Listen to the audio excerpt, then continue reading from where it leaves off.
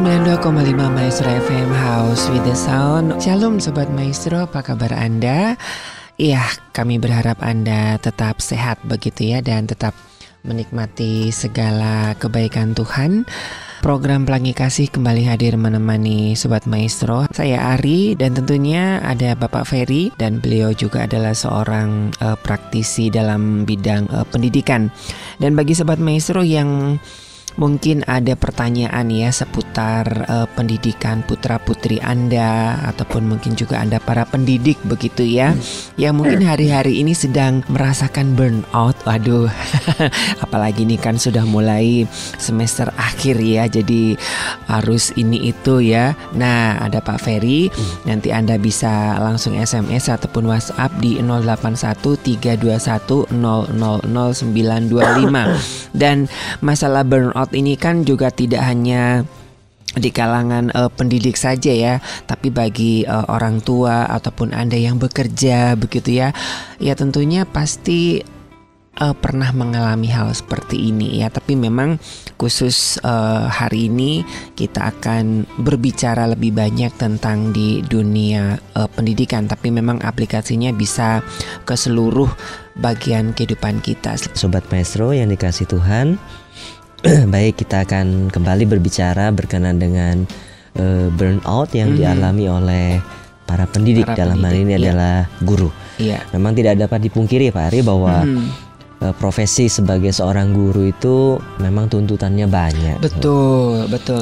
Mulai dari tuntutan administrasi, tuntutan sosialnya, tuntutan akademiknya, tuntutan juga secara komunitasnya. Jadi profesional memang, juga begitu ya. Jadi memang mau nggak mau ya semuanya dituntut. Semuanya dituntut. Nah, kadang-kadang mungkin kalau yang setahun 2 tahun baru mengajar, 1 tahun 2 tahun 3 tahun mungkin tidak terlalu terasa. Ya. Tapi rata-rata ini kan biasa dialami mungkin 5 tahun ke atas ya. 5 tahun mungkin masih aman lah. Itu standarnya Pak ya. Jadi tidak selalu sih. Kadang-kadang ada juga kalau bukan panggilan sebagai pengajar, tentu tahun pertama pun sudah burnout. Tapi kalau panggilan tentunya ya menginjak ke 8, 10, 15. Nah, itu sudah mulai kok pekerjaan saya hanya ini saja ya. Kok saya tidak berkembang, kok saya merasa tidak ada sesuatu yang baru yang saya lakukan. Itu sebabnya sedikit mengulas lagi nih yang kemarin, karena ada jeda kemarin kosong, bahwa burnout itu kelelahan mental yang merupakan perasaan yang kelelahan mental, di mana itu menyangkut perasaan yang kurang menyenangkan, resah, capek, yang menguras seluruh minat dan tenaga.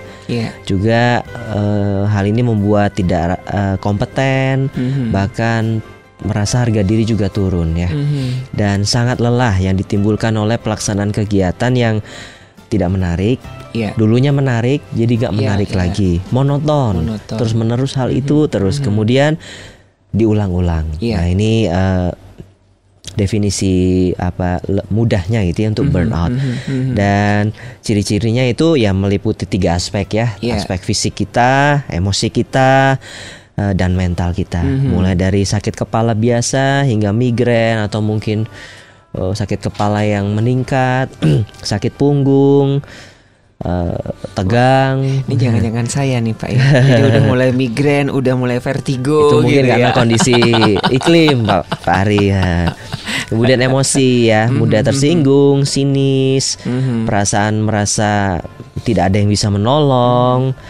Kemudian secara mentalnya juga ya ada rasa benci, mungkin ada rasa gagal, tidak peka, dan juga kurang simpati pada orang lain. Ada cukup banyak ya, seperti yang sudah kita bahas. Dan faktornya kalau dilihat ada 2 ya, faktor secara internal sendiri dari individu tersebut atau dari guru tersebut, dan juga faktor secara eksternal. Kalau faktor internal ya bisa karena mungkin usia. Nah, usianya juga sudah mungkin lebih tinggi. Nah, ini gampang capek. Ini kadang-kadang merasa seperti itu. Kemudian tingkat pendidikan.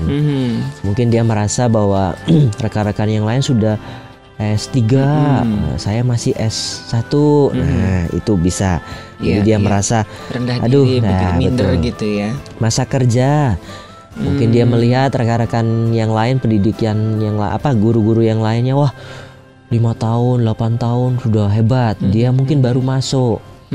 Langsung jadi kepala sekolah gitu ya. Bisa seperti itu.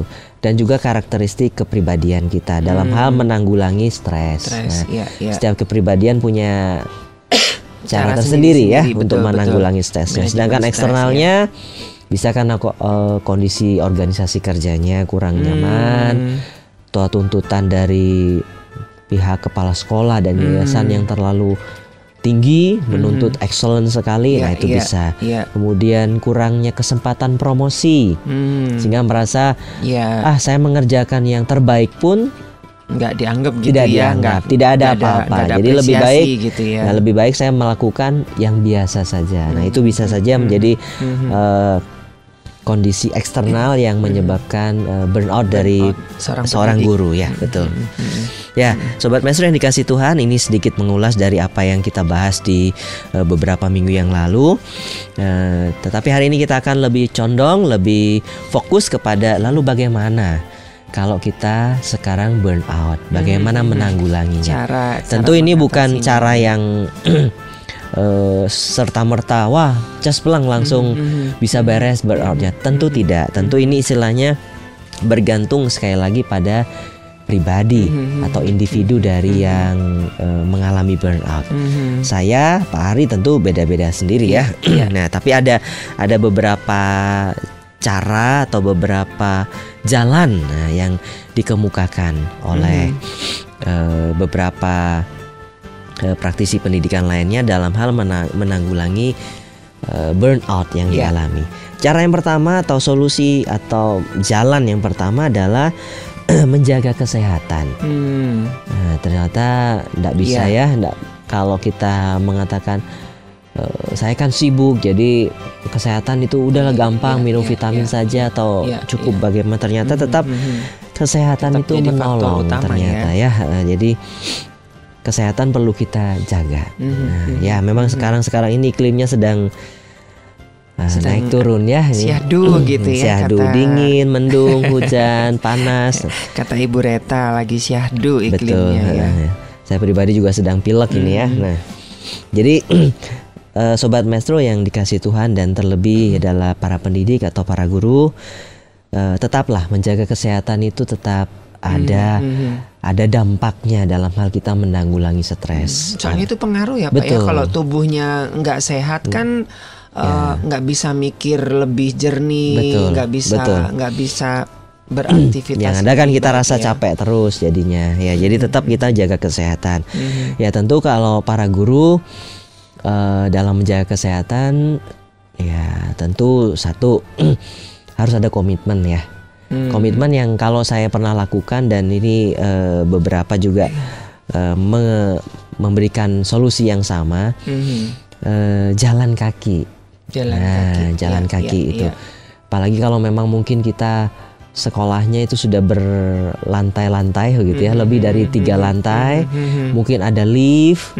Nah memang otomatis kan kecenderungan kita udahlah pakai lift aja supaya cepat. Nah tapi solusi yang diberikan, jalan yang diberikan untuk menjaga kesehatan salah satunya, apalagi kita para guru kan kadang-kadang lebih banyak di depan komputer, di depan meja ya untuk koreksi dan segala macam. juga duduk. Betul. Nah, jadi solusi yang diberikan, jalan yang diberikan adalah menjaga kesehatan. Salah satunya adalah jalan kaki. Minimal jalan kalau memang kaki. harus bisa jalan kaki, kenapa harus pakai lift? Atau kalau bisa jalan kaki, kenapa harus pakai fasilitas yang mungkin ya enak lah bagi tubuh kita gitu. Dan ini memang jadi satu peringatan begitu, karena kebanyakan kita kan sudah di mobil begitu kan, dari rumah ke kantor sudah macet.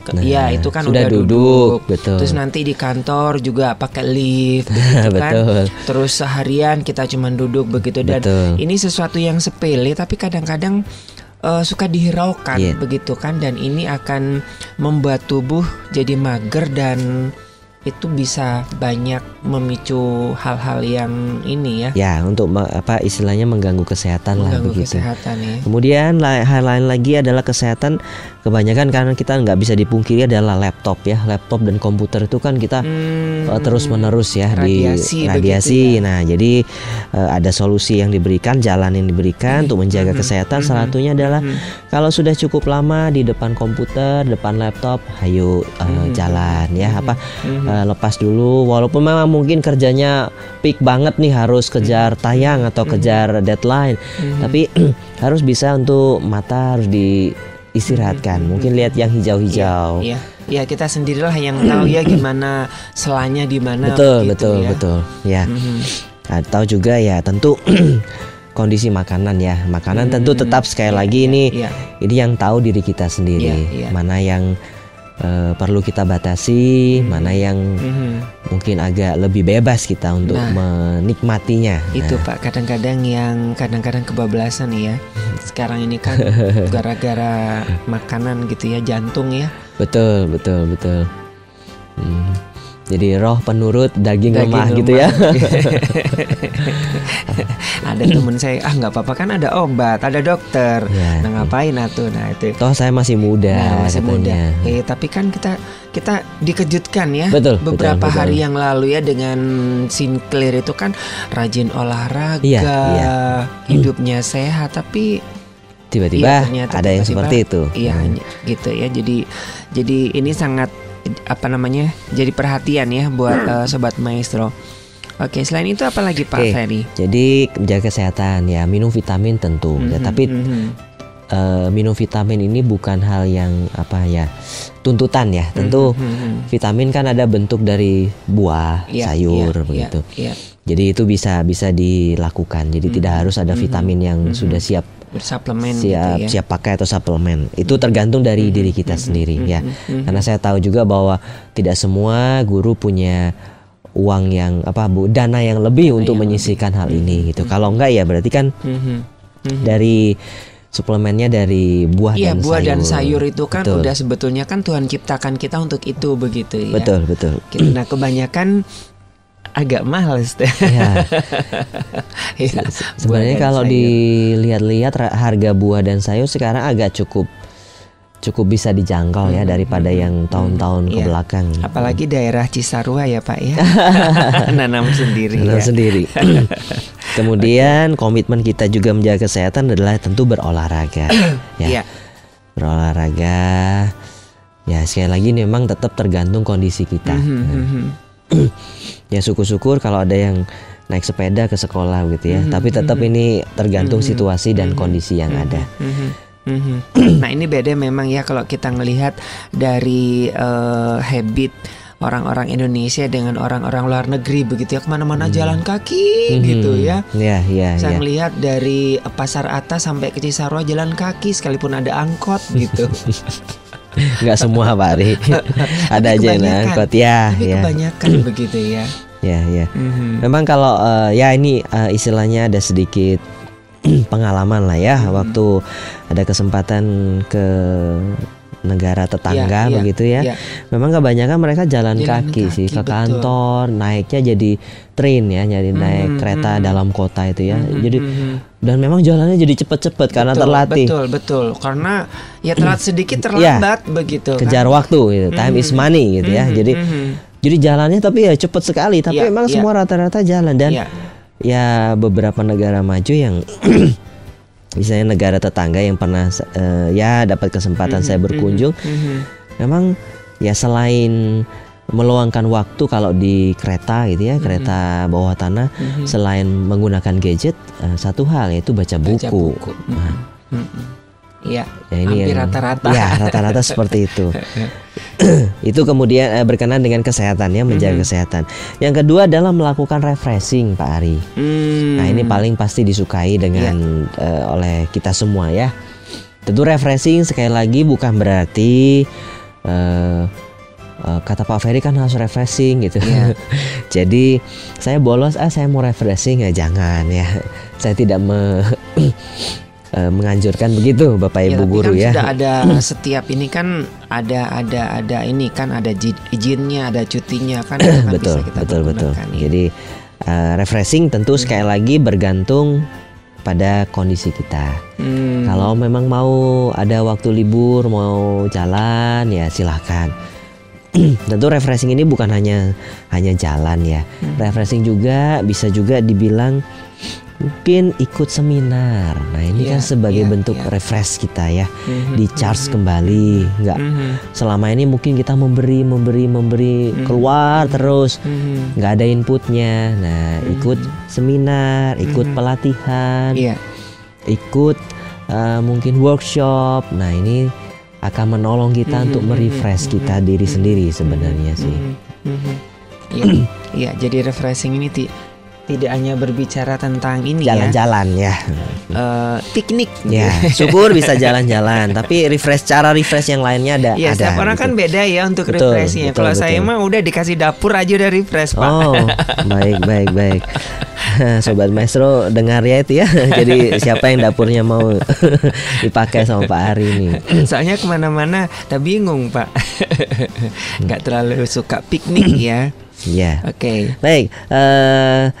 Dua hal yang tadi ya, menjaga kesehatan kemudian refreshing. Yang ketiga adalah menjalin komunikasi yang baik terhadap orang lain. Iya. Nah kalau kita sudah mulai burn out ya, ada baiknya kita jalin komunikasi dalam arti ngomong sama orang-orang yang kita mungkin bisa percaya. Aduh saya ini sumpek banget loh. Saya mungkin boring banget loh dengan pekerjaan seperti ini. Pentingnya ya terus kita punya sahabat, komunitas, punya komunitas yang betul. memang care buat kita. Iya. Jadi kan kita yang tahu ya kondisi kita ya. Aduh mulai nggak nyaman nih kondisi mental kita, kondisi spiritual kita nggak nyaman nih. Apa yang kita lakukan? Mungkin perlu kita ngobrol. Iya. Ngobrol dengan orang di sekitar kita yang istilahnya bisa dipercaya. Jangan sampai kebablasan sudah terlalu jauh kita down begitu dan kita nggak sadar. Wah itu bahaya sekali itu. Iya.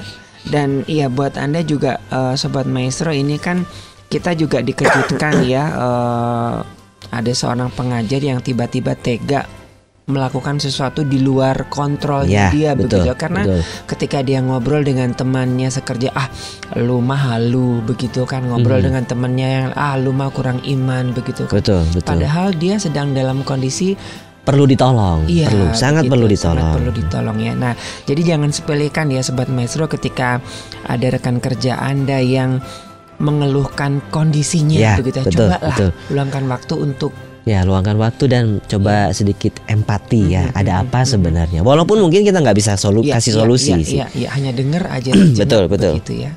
Jadi jalin komunikasi. Nah, mungkin kita juga sebagai guru yang belum burn out atau masih sehat gitu ya, masih semangat, masih jos dengan 45 semangatnya itu ya, mungkin kita juga perlu lihat sekeliling kita. Jangan kita melihat saya pokoknya kuat. Ya puji Tuhan, Sobat Maestro, Bapak Ibu guru tetap kuat, puji Tuhan. Bagus, itu yang memang diminta. Endurance-nya staminanya oke. Bagus. Tapi jangan lupa di sekeliling kita mungkin ada orang-orang yang perlu kita tolong, yang perlu kita berikan semangat seperti semangat yang kita miliki. Nah, diajak ngopi begitu. Betul, sebentar aja kan. 15.000 dibandingkan dengan nanti dengan sesuatu yang sudah tidak terkendali. Betul. Nah, jadi yang pertama jaga kesehatan tetap itu perlu. 2 refreshing, kemudian 3 adalah jalin komunikasi yang baik. Nah, kemudian yang keempat adalah ini harus namanya itu membuka wawasan bilangnya. Kalau bisa saya tangkap itu adalah ayo tetap belajar. Ya ini tidak bisa dipungkiri ya, namanya pendidik, guru, tidak bisa cara mengajar kita dari 10 tahun yang lalu begini. 10 tahun mendatang pun saya akan tetap seperti ini ya. Tentu tidak bisa seperti itu. Kenapa? Karena kan dunia pendidikan kita juga semakin berkembang, ditambah perkembangan ilmu pengetahuan teknologi, jadi mau nggak mau ayo kita harus belajar, menggali dan menggali lagi. Apalagi dengan adanya YouTube begitu, ini kan sangat menolong sebenarnya para guru ya. Beberapa kali saya kesulitan untuk ngerjakan PR anak gitu. Iya, apalagi sekarang anak itu kan, saya juga bingung ya, anak-anak SD SMP udah kayak di universitas gitu ya. Betul. Nah, saya beberapa kali kesulitan ini Pak Ari, jadi saya pikir tidak ada salahnya coba saya cari di YouTube, dan ada itu cara-cara penyelesaian yang mengerjakan tipe soal yang sama, bukan cari jawabannya, tapi cari cara bagaimana menyelesaikan soal-soal seperti itu, dan itu ada gitu. Dan saya rasa guru-guru perlu memanfaatkan ini dunia teknologi supaya kita mengajar itu jangan mengandalkan ceramah terus begitu. Ada modifikasi, ada strategi mengajar yang lain yang bisa kita gunakan dengan memanfaatkan teknologi yang ada. Oke. Bahkan mungkin anak-anak lebih canggih ya, murid-murid sekarang. Iya. Saya kadang-kadang suka malu, Pak. Begitu ya. Nah, ini apa ini? Hanya cerita gitu ya, cerita saja. Beberapa waktu yang lalu saya berkunjung lah ke satu sekolah ya, dalam rangka ada keperluan, nggak sengaja lewat satu kelas, ini kelas bahasa Mandarin ini. Nah, memang ya yang diajar itu kelas 2 SD. Nggak banyak memang karena itu ekskul begitu ya. Nah, tapi ya terlihat gurunya juga kesulitan gitu. Apalagi memang gurunya juga sudah guru yang sudah tinggi usianya gitu ya, lausenya udah tua gitu, yang mungkin dulu cara dia belajar bahasa Mandarin ya cukup dengan tulis, terangkan, ya ketok-ketok papan tulis. Tapi saya dengar itu, ayo lihat lause dulu, jangan nulis dulu. Muridnya sudah keburu pengen nulis. Ayo ulangin, nggak ada yang ulangin gitu.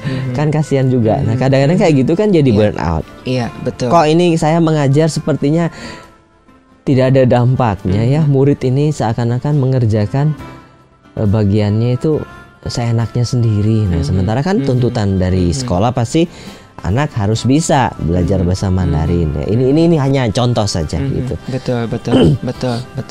Ya, memang dibutuhkan satu kreativitas ya. Saya kemarin juga rasanya burnout juga, Pak, ngajar, Pak. Gitu. Nah, sementara anak-anak sekarang kan udah bilingual ya. Sementara kan bahasa Inggris saya kan bahasa Inggris jadul gitu ya. Langsung saja saya bikin Sunda saya Inggriskan. Jadi, ternyata itu justru menarik buat anak-anak begitu.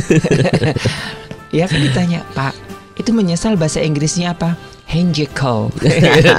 Apaan hanjakal? Akhirnya buka dictionary, nggak ada, Pak. Hanjakal. Jadi baik Bapak Ibu guru dan Sobat Maestro, ya dalam proses yang mungkin kita jalani ada masa-masa burnout, bosen, boring, kok monoton begitu. Ayo belajar lagi. Tentu belajar ini dengan banyak cara ya.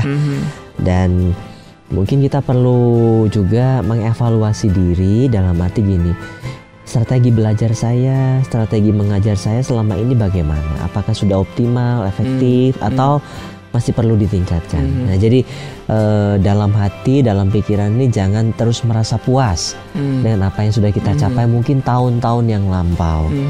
Karena kalau kita merasa puas dengan tahun-tahun yang lampau, ya kita nanti akan masuk kepada siklus yang sama terus, dan akhirnya ya tanpa kita sadari, kita mulai bosan nih. Nah, Pak Ferry, ini kan kita kan sedang kondisi burnout, terus disuruh belajar. Nah, itu gimana, Pak? Itu saya dari tadi itu, wah ini kok gimana? Saya ini lagi burnout gitu kan. Nah, dari pengalaman Pak Ferry seperti apa nih, Pak? Ya baik, maksudnya dari artikel yang kita bahas ini ya. Jadi kalau kita disuruh belajar kok burnout, kok disuruh belajar? Iya, nah gitu itu kan satu paradok kan. Ya betul. Udah burnout suruh belajar. Nah, artinya artikel ini menginformasikan, ingin memberitahu kepada kita bahwa dalam kita burnout kan tentu kita tahu penyebabnya yang mana. Nah, itu maksudnya. Setelah kita tahu mana yang menjadi penyebab utama, nah ini setelah kita gali, nah itu yang kita dalam kita arti coba ya. untuk keluar dari masa itu atau penyebabnya itu ya dengan cara belajar. Belajar bisa saja mungkin belajar dari orang lain. Kalau kamu dulu begini, masa-masa kamu begini, apa yang kamu lakukan? Nah, itu maksudnya belajar. Atau mungkin ya bisa kita belajar dari teknologi, misalkan kita kalau sebagai guru-guru Kristen kita cari renungan-renungan mungkin yang mungkin menolong kita untuk membuka wawasan, atau mungkin dengar khotbah ya, atau dengarkan mungkin ya ceramah-ceramah atau seminar gitu. Wahana-wahana sekarang kan juga banyak Pak ya. Banyak sekali kan. Ngerti misalkan ke Ancol, ke planetarium, ternyata wow gitu ya. Jadi begitu itu kan berkembang, sangat memperkaya betul, ya. Betul. Jadi saya konsepnya belajar ya udah duduk diem baca buku. Kemudian belajar juga misalnya ketika kita tahu ternyata penyebab kita burnout itu adalah faktor kita mungkin memanajemen waktu, manage waktu kita. Nah, kita kan sebenarnya bisa ya. Gimana nih minta tolong caranya kita manage waktu. Atau mungkin kita menggunakan teknologi bisa juga kan. Jadi maksudnya belajar seperti itu, Pak. Jadi bukan berarti bukan duduk kita burnout, ayo belajar. Nah, bukan. Oke, Pak. Saya jadi agak ini, Pak. Ini udah tanda-tanda nih makanya saya. Selanjutnya adalah mengikuti kegiatan yang menunjang keberhasilan dalam hal belajar mengajar. Jadi ikut komunitas yang lain. Kalau tadi ikut komunitas yang bisa mendengarkan, ini komunitas dalam arti yang menunjang skill kita. Mungkin pergi ke panti asuhan bisa itu ya. Atau mungkin kita ikut komunitas mengajar anak-anak jalanan. Ikut Indonesia Memanggil. Itu dipersilakan kelas inspirasi saja. Betul, gitu ya. Betul. Bener loh, itu dampaknya tuh sangat luar biasa Pak ya. Jadi kita bisa ngerasa bahwa kita biasanya ngajar di kota dengan ngajar di pedalaman itu spiritnya ada tantangan baru. Gitu ya. Dan membangkitkan motivasi kembali ya. Mungkin kita merasa sudah ya itu tadi udah bosen, udah begini-begini saja. Ya kalau di dunia misi ya di mana saya melayani ya kadang-kadang kita melakukan yang namanya mission trip. Nah, ini saya melihatnya belum ada nih. Belum pernah ada nih. Yang saya tahu belum pernah ada di guru-guru bukan mission trip ya, apa namanya jadinya itu? Teaching trip gitu ya. Nah, studi banding. Teaching trip. Nah, itu kan bisa ya dilakukan. Mungkin lihat seperti apa itu, Pak?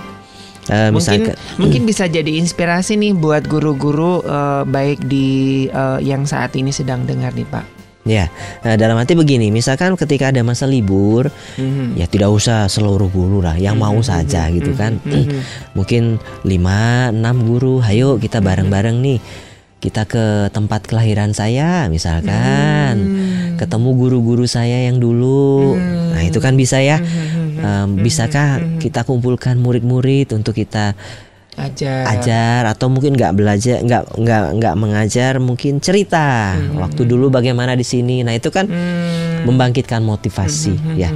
Syukur-syukur ada hal-hal yang bisa kita bantu ya. Oke. Jadi apa ya bilangnya? Menarik, teaching trip lah bilangnya gitu.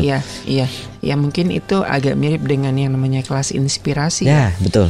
Mirip sekali dengan inspirasi. Ya memang saya akui bahwa ketika musim libur guru-guru kadang-kadang terlalu lelah ya untuk mengadakan trip lagi, apalagi misalkan harus keluar dari uang sendiri, pengennya libur jalan-jalan aja betul.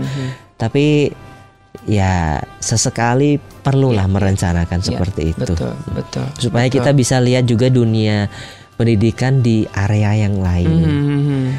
Supaya nggak kita merasa diri kita itu sudah paling hebat sekolah saya ini. Sementara mungkin ada sekolah-sekolah di luar sana yang Ya, sangat memerlukan betul. bantuan. Oke, dan iya Sobat Maestro, silakan bagi Anda yang mungkin ingin berbagi ya di 081321000925. Masih ada beberapa waktu ke depan. Oke. Dan yang terakhir ini Pak Ari, Iya. bicara berkenaan dengan jalan yang diberikan, bagaimana kita menyelesaikan proses atau waktu-waktu kita ketika burnout ya. Yang terakhir itu dibilangnya begini, mendekatkan diri kepada Tuhan. Itu. Jadi balik lagi kepada yang namanya ya kita berdoa. Ya. Menarik berkenaan dengan berdoa ini, kalau Pak Ari dan mungkin Sobat Maestro juga perhatikan, ketika Tuhan Yesus itu setelah mengadakan mujizat memberi makan 5.000 orang dengan 5 roti dan 2 ikan. Yang dia lakukan setelah itu adalah dia menyuruh para murid untuk berlayar. Iya, iya. Kemudian yang dia lakukan Dia adalah sendiri begitu dia ya? sendiri dia berdoa. Apa itu bisa dikatakan Tuhan Yesus sedang burnout, Pak? Tidak sih. Tidak ya. Tidak sih. Ya mungkin pertanyaan lagi ya, Tuhan Yesus pernah burnout nggak ya? Nah itu Pak. Kalau dalam sisi manusia pasti ada. Iyalah capek ya, lelah. Tentu capek, begitu lelah. kan, pastilah dalam kemanusiaan. Dalam kondisi kan ini setelah dia mengajar begitu kan ya, orang-orang ngikut terus gitu. Iya. Selebritis Apalagi kayak zamannya Tuhan selebritis Yesus itu ya. kan Betul. kritis banget begitu ya yang Betul. dihadapi begitu ya. Setelah dia mengadakan mujizat 5.000 orang makan itu dengan 5 roti 2 ikan, Tuhan Yesus tahu bahwa dia ada lelah, Iya. ada rasa capek tentunya. Sehingga yang dia lakukan adalah dia suruh para murid jalan duluan dengan kapal mereka, dan Tuhan Yesus menyendiri. Iya. Ngapain? Bukan santai-santai ya, tapi dia berdoa. Nah, Pak Sobat Maestro dan juga Bapak Ibu Guru, ketika kita burn out ya, mau nggak mau, suka atau tidak suka, berdoa itu hal yang penting. Iya.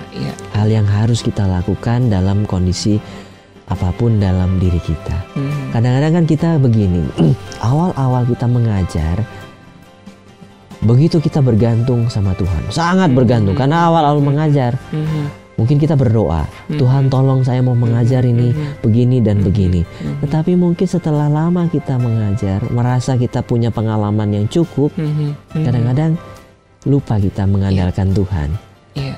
Sehingga kita nggak berdoa lagi, nggak membiarkan istilahnya Tuhan berkarya dalam kelas kita, tidak membiarkan Tuhan berkarya dalam setiap aktivitas yang kita lakukan di sekolah. Sudah kerjain RPP udah biasa, Iya. kerjain aja, buat aja, lupa kita mengikut sertakan Tuhan dalam RPP yang kita buat. Awal-awal mungkin kita baru karena baru begitu kan. Nah, Sobat Maestro yang dikasih Tuhan dan para guru, para pendidik, mau tidak mau kita harus mengandalkan Tuhan dalam segala sesuatunya. Suka nggak suka, ini harus kita lakukan sebagai seorang guru Kristen, sebagai seorang guru yang sudah percaya kepada Tuhan Yesus. Andalkan Tuhan di dalam segala sesuatunya, ya berdoa. Kalau burnout ya berdoa. Dan itu sangat menarik ya Pak ya, kalau kita perhatikan setiap Tuhan Yesus selesai pelayanan, selesai mengajar, selalu itu yang dilakukan. Ada masa-masa seperti itu. Atau ketika pagi-pagi buta dia menyendiri. Iya. Oke. Ini kan satu contoh ya, walaupun mungkin kita berargumen tuh, aduh saya pagi-pagi itu sudah sibuk, betul, tetapi masalahnya bahwa bukan masalah waktu pagi, siang dan malam, bukan, tapi masalahnya apakah kita menyediakan waktu untuk kita berdoa.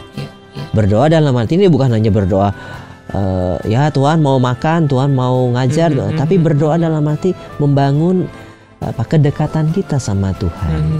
Ini yang dimaksud dengan berdoa di sini gitu. Jangan-jangan memang kita selama ini melupakan Tuhan, mengandalkan kekuatan kita. Sehingga ketika kita mungkin kejar target, mengandalkan kekuatan, nggak nyampe targetnya, gagal, nggak sesuai yang diharapkan, mulai kita burn out kan. Nah, jangan-jangan karena kita sudah lupa untuk kita mengandalkan Tuhan. Betul. Iya, sesuai dengan tema Radio Maestro ya di bulan ini ya, Februari begitu ya, dan 1 tahun ini sih sebetulnya tema besarnya begitu ya, kita harus tetap di dalam Tuhan. Betul. Oke. Jadi kalau kita burn out ya mau nggak mau kita berdoa. Menarik juga ya, saya tidak melihat ini sisi Tuhan Yesus burn out ya, tapi dalam sisi bahwa Tuhan Yesus gentar dan takut ketika dia menghadapi ketika dia akan mulai menghadapi yang namanya salib ya. Ketika dia di Taman Getsemani, saya tidak bilang ini burnout, tapi ini masa di mana Tuhan Yesus takut karena memang beberapa kali Injil menjelaskan bahwa Tuhan Yesus merasa bisa takut. Bisa dibilang depresi. Betul ya. Gitu ya, kalau dalam sisi psikologi. Tapi yang dia lakukan adalah dia berdoa. Ini yang sangat perlu kita contoh ya, teladani bahwa kalau kita burn out, betul komunitas perlu belajar seperti yang tadi gitu ya, kemudian ikut kegiatan yang menunjang, silahkan, tetapi jangan lupa sebagai seorang Kristen kita harus berdoa. Mau nggak mau, suka nggak suka, ini harus dilakukan. Oke.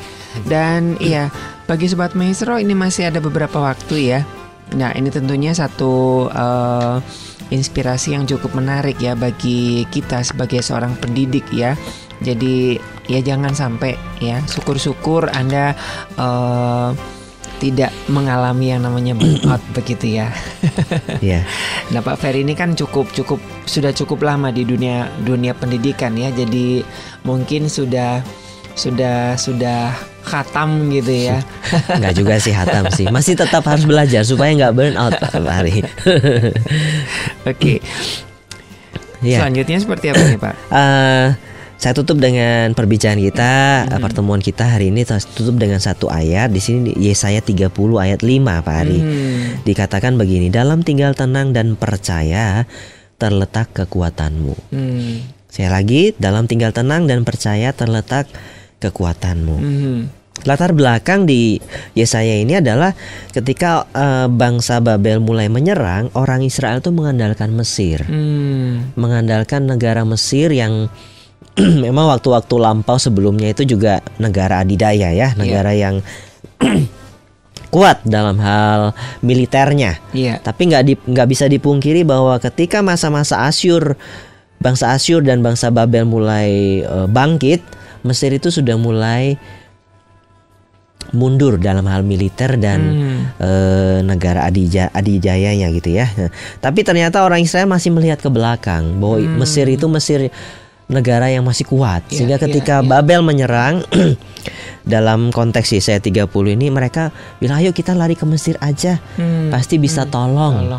Tapi Tuhan bilang gini, dalam tinggal tenang dan percaya terletak kekuatanmu. Memang bisa difahami ketika Babel menyerang negara Yehuda atau kerajaan Yehuda ini panik gitu. Aduh, gimana nggak takut? Ini bangsa yang katanya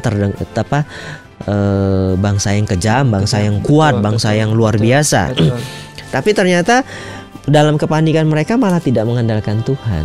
Nah, sama dengan kita, kondisi kita sedang burn out, mungkin kita malah membabi buta dalam arti tadi kesana kemari nggak tahu cari jalan keluar. Tapi yang akhirnya yang didapat malah bukan selesai burnoutnya, tapi malah tambah rumit dan menambah masalah. Nah, ini mengingatkan kita ayat ini Yesaya 30 ayat 5 bahwa ketika kita nanti atau mungkin sekarang atau mungkin mengalami burnout begitu, ayo kita ambil masa tenang dan masa kita percaya kepada Tuhan. Ya tentu balik lagi kepada yang tadi doa berdoa supaya ini ada janji terletak kekuatanmu. Tuhan memberikan kepada kita kekuatan dan kemampuan untuk kita lepas dari kondisi burnout ini. Oke, iya. Mudah-mudahan ini bisa memberikan satu inspirasi ya bagi Sobat Maestro yang mungkin hari-hari ini juga sedang mengalami masa-masa burnout begitu ya. Jadi ingat Yesaya 30 ayat 5 itu. ya. Sekali lagi Pak Ferry, terima kasih buat waktunya. Terima kasih. Dan buat Anda terima kasih Sobat Maestro sudah berbagi. Dan kita akan ketemu lagi pada kesempatan yang akan datang. Baik, dari Gera Maestro Jalan Kaca Piring 12 Bandung, saya Ari dan Pak Ferry mengundurkan diri. Tuhan memberkati.